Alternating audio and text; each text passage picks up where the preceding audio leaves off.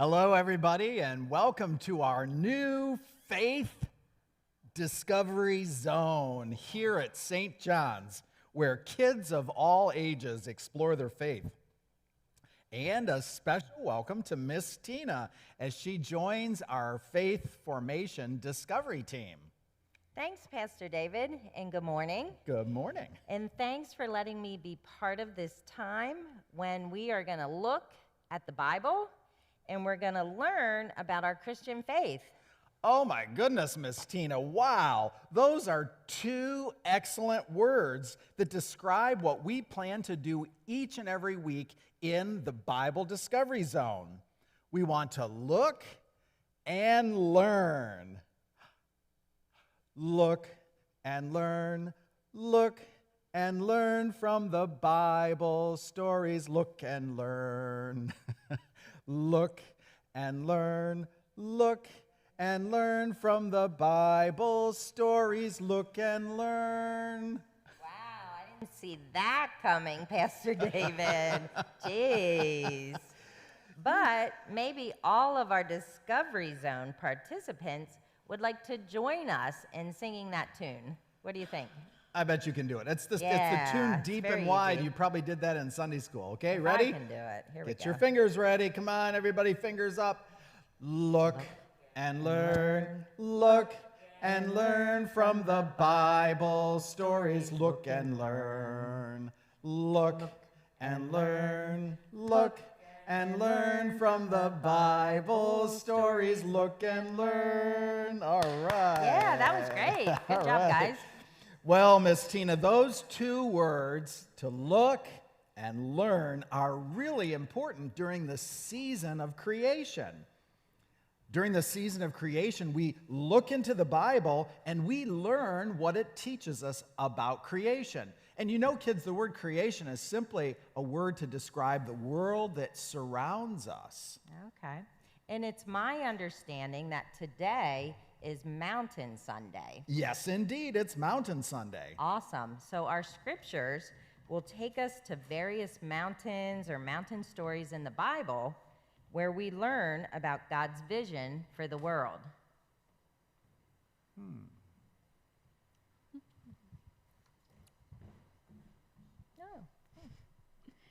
Hey everybody, I'm Hey. here. Sorry I'm a bit late.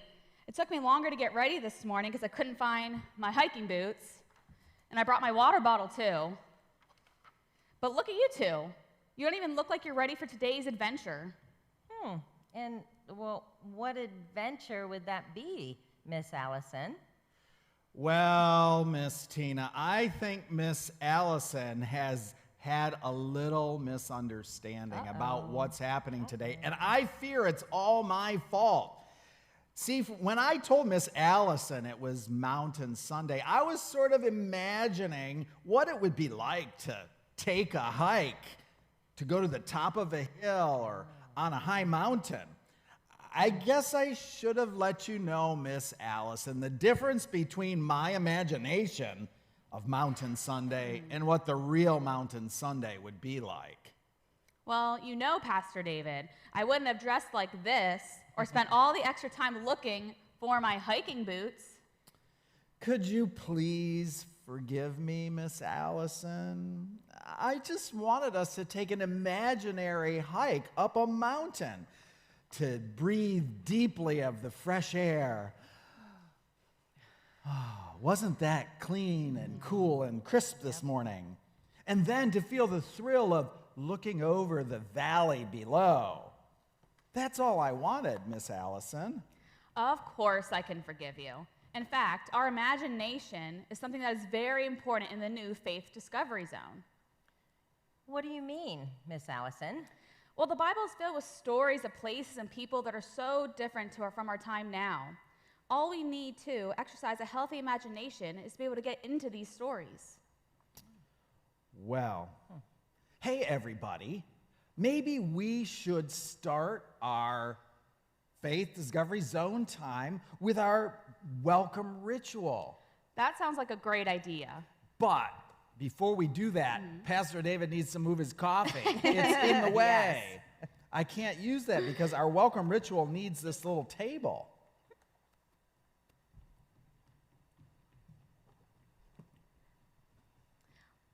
Welcome to this place as we learn about God's amazing creation.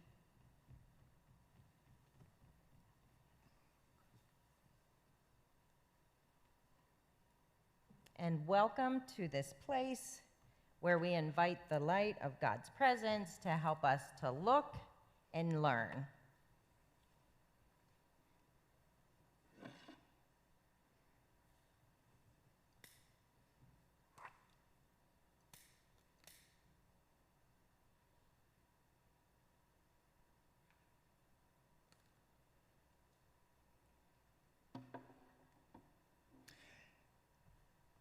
And welcome to this place where we learn wise stories from the Bible.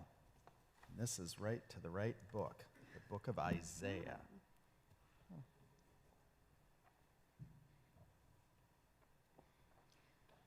Now that we've gathered in God's presence, it's time to visit our imagination station.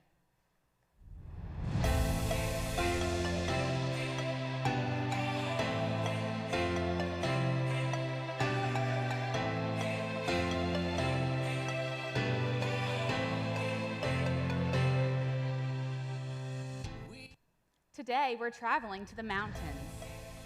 Mountains are places of crisp air and beautiful views. Sometimes we even get to see amazing wildlife and majestic birds, like the eagle. Miss Allison, that is such a beautiful picture.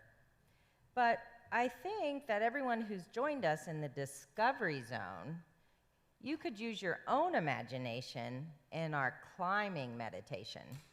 You are absolutely right. We have particularly gifted participants. That we do.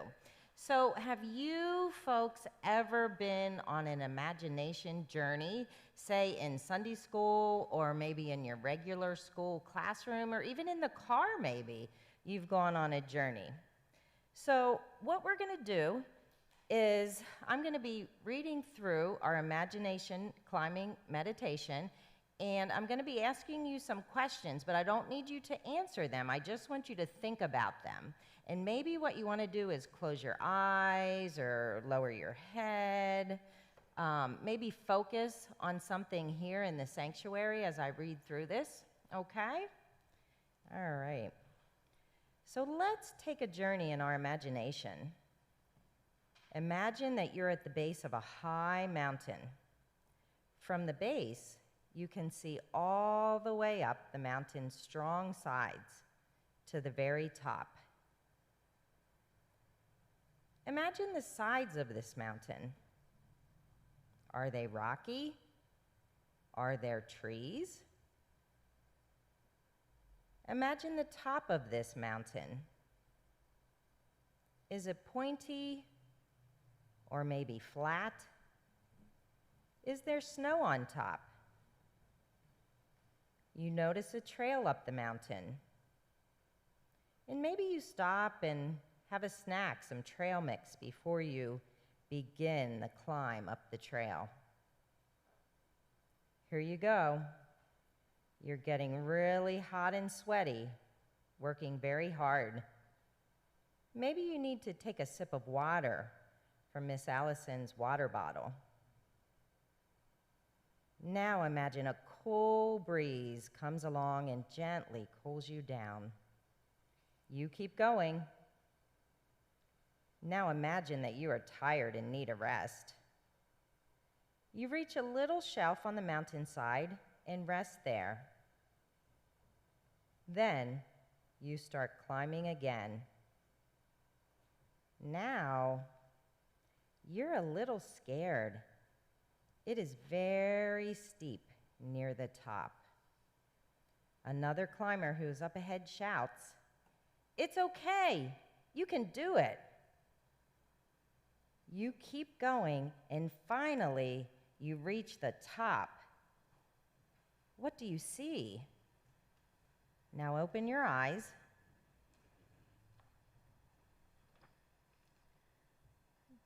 So, I don't know if any of you would like to share what you saw when you got to the top of the mountain in your journey. Is there anything that sticks out to anybody here in the audience?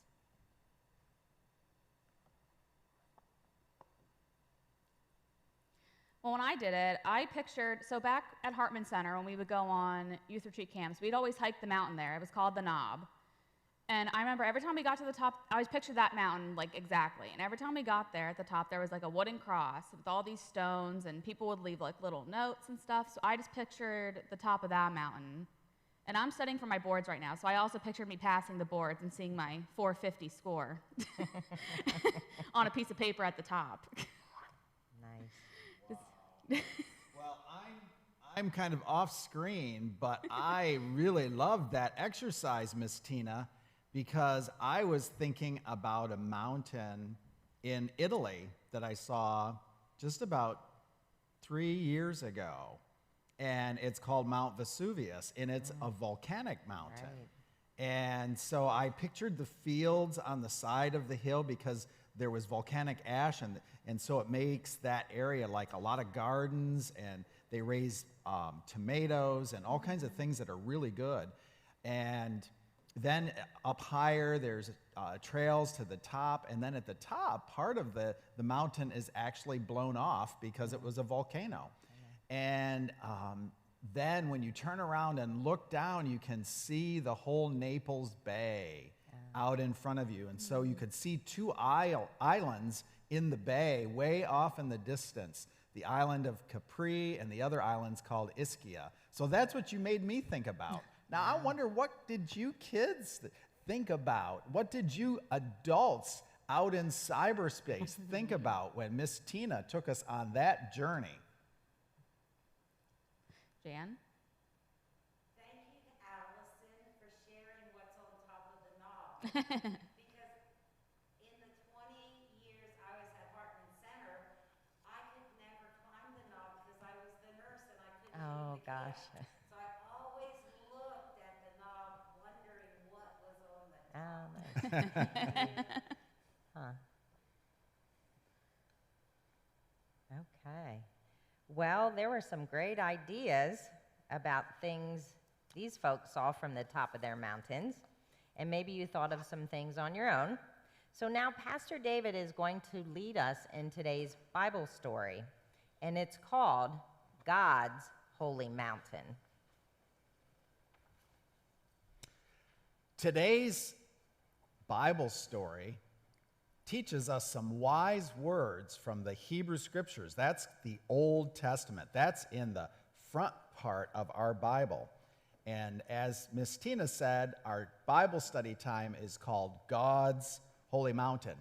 So each time there's a slide that appears, I'm going to invite you, whoever's watching, listening, and learning with us in our Faith Discovery Zone today, to say this out loud with me. Okay, let's try it. God is making everything new, a new heaven and a new earth. And when you think about that, boy, does it make you smile, just like the fellow in the pictures smile. God is making everything new. And so that is the theme of this story from the prophet Isaiah in the Old Testament, or the Hebrew Scriptures. So the Bible story says, be happy about what God is creating, because this will be a place of joy, and people will be a delight. This is God's dream. There will be no more sadness. No more terrible things will happen. Can you kids think of anything sad or bad that is happening around us now?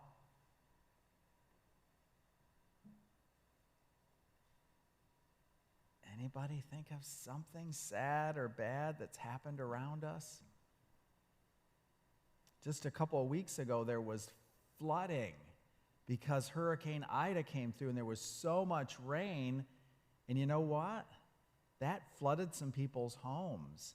It destroyed some of their homes, and it's really sad because for some of these people, if they didn't have flood insurance, whatever the water did for damage, they're going to have to pay for and fix on their own.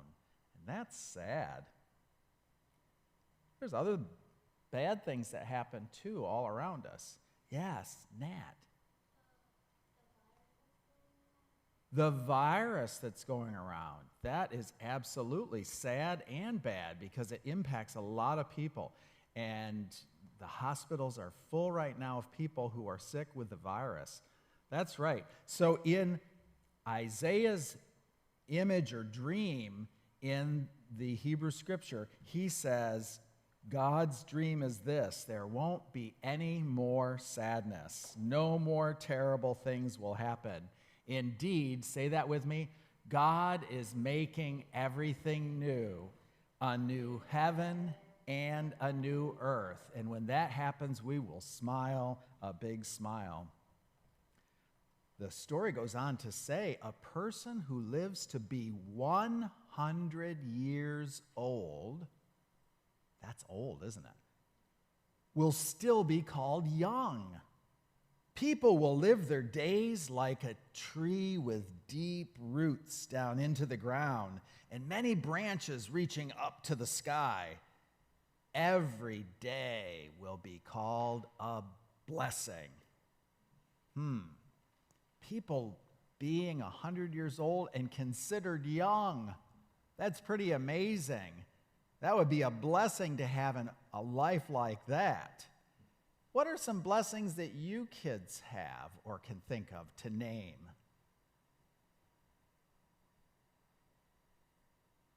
How many of you got to eat breakfast this morning? Yes, so food's a blessing because our tummies might be hungry now and they'd be rumbling and talking to us. And if you had gone all day yesterday without food, they might be more than just rumbling and talking to us. They might cause you pain. Yeah, so food's a blessing. What are some other blessings? Yes. Yes, our houses, a place to stay. You know, now that the weather is changing and the season has changed from summer to fall, it is getting cooler at night. And pretty soon it will get downright cold at night. And imagine if we had to stay outside all the time in the rain and the cold. That would be hard. Yes, our homes are a blessing. There are so many blessings that we have. Friends and family, people to share laughter with. Those are lots of blessings. So let's look at our next slide, which tells us the same thing, but there's that tree with deep roots. Say that with me. God is making everything new, a new heaven and a new earth. Everyone will have their own house, says the prophet. Everyone will have a garden to harvest food from. They will enjoy the results of their work, and no one will take it away from them. Everyone will have a garden. What kinds of things would you grow in your garden?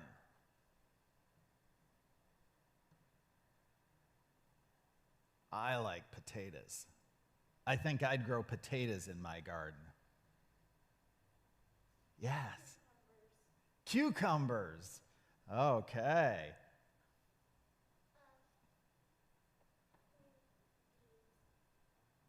Green beans and cucumbers and potatoes.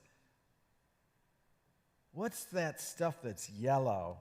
And there's lots of little pieces of it, and it's called an ear. What's that, Connor? Corn on the cob. How many of you like corn on the cob? Oh, everybody's got their hands up. Yeah. Boy, in my garden, I'd have all of that stuff and more because God's garden is going to be productive. And so the prophet's imagining what that day will be like. And when that day comes, we're going to exclaim out loud, God is making everything new, a new heaven and a new earth. Yeah, you can see the garden there. It looks like a community garden. Yes, indeed, the story goes on to tell us that God will answer our prayers before we even say them. What? That means God will know what's in our heart even before we say our prayers. That's pretty amazing. Animals won't attack other animals anymore. Wolves and lambs. lions and cattle, they'll all get along like best friends. All creatures will be at peace with each other. No one will hurt anyone else or cause destruction in that place. And it will have a special name: God's holy mountain. Can you say that with me? God's holy mountain.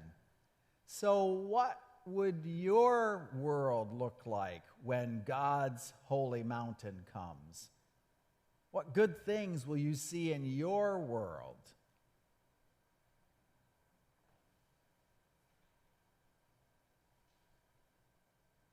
In that world, no one will be hungry. Everybody will have a home.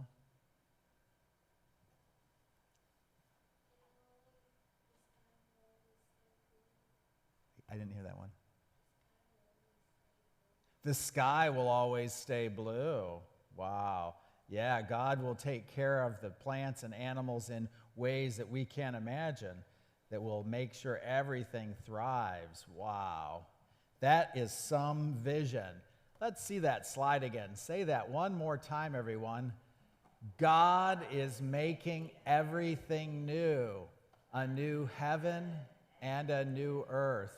And look at that picture close. What animals do you see in there, kids? Yes, Dylan. Loud. Say it loudly. Cows and sheep and lions. What else do you see, Alexander?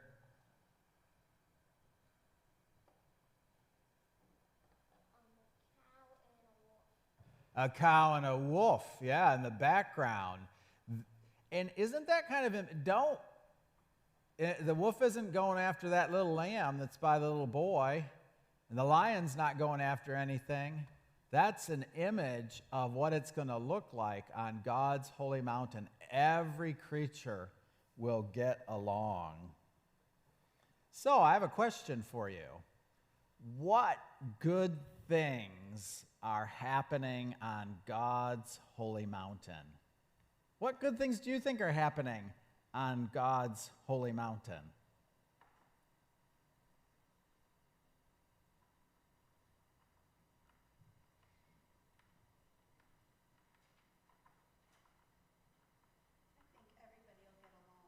Everybody will get along.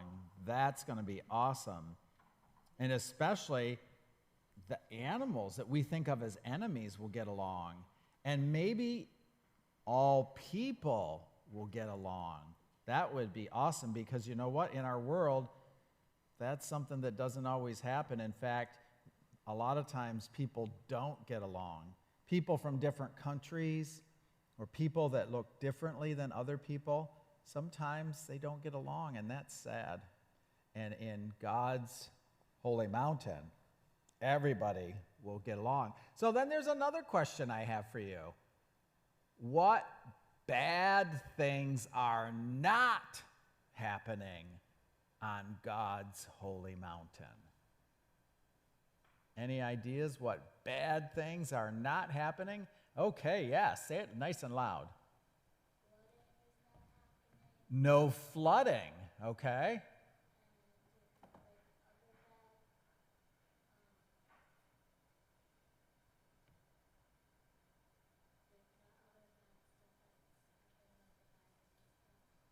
Can you say that? I didn't hear. There's not other bad stuff happening like the virus. Oh, yeah. So that there's no sickness, no viruses, no other bad things happening. Yeah, those are some of the bad things that won't happen on God's holy mountain. Wow, you are all thinking really hard, because we're looking into the Bible stories and we're learning from the Bible stories and talking about our own lives. So the last question is a kind of an interesting one. So why do you think a holy mountain is a good symbol for God? Why do you think a holy mountain is a good symbol for God? Does anybody have an idea?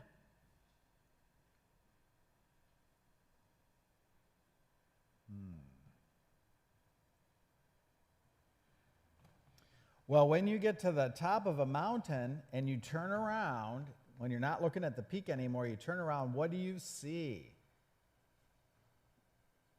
A lot of times you can see over the area below. So mountains can be places of vision and seeing. And so maybe God's holy mountain makes us think of God because on the top of mountains we can see things better with our eyes, and we can understand things. And so God's mountains can make us think of God and become a symbol of God who sees our lives and can help us and know about it. Well, that's quite a vision that the prophet Isaiah had in the Old Testament of what it will be like on God's holy mountain. Sneak out of here. So much, Pastor David, and thank you to all of our Faith Discovery participants here and out there in cyberspace. And as we looked and learned today, Mountain Sunday certainly paints a picture of our world transformed by God's love. God is always creating new visions of a healthy, peaceful world with enough for all. So, what did you discover in Faith Discovery Zone today? What did you discover, Miss Allison?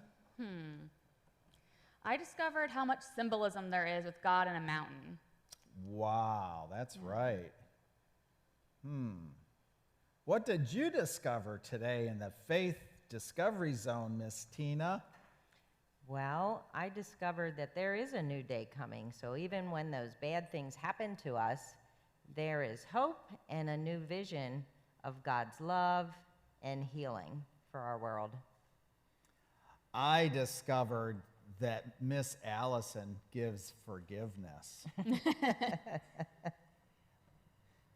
So we hope you'll come back with us each and every week into our Faith Discovery Zone. We've called it Faith Formation because that's what's happening, but we now have a special name, the Faith Discovery Zone, and there's 3 symbols on the wall and on the slides. There's a symbol of candles, and that's just something we often use in our faith. We light candles. And then the discovery symbol. Hey kids, what's that? Shout it out loud. What's the symbol? Can you see it That one above in the the middle discovery? there. Yeah. Maybe Magnifying. a Magnifying, magnifying glass. That's right. That's a symbol because a magnifying glass helps you to see things more closely, to look and then learn. And then that last symbol, what is that? Miss Natalie. Yes, it is. It's from a map, like on all of our smartphones and computers. When you identify a location, that is a special spot. And so that's the word zone. This is the spot. It's our Faith Discovery Zone. So we invite you to come back each week. And if you are in regular Sunday school class and you want to tune in during the week, your parents can help you to come to the Faith Formation Zone every week, whether you're in person or whether you watch from home. So we'll see you all next week. All right. Thanks. Bye, everybody. Bye, everybody. Bye.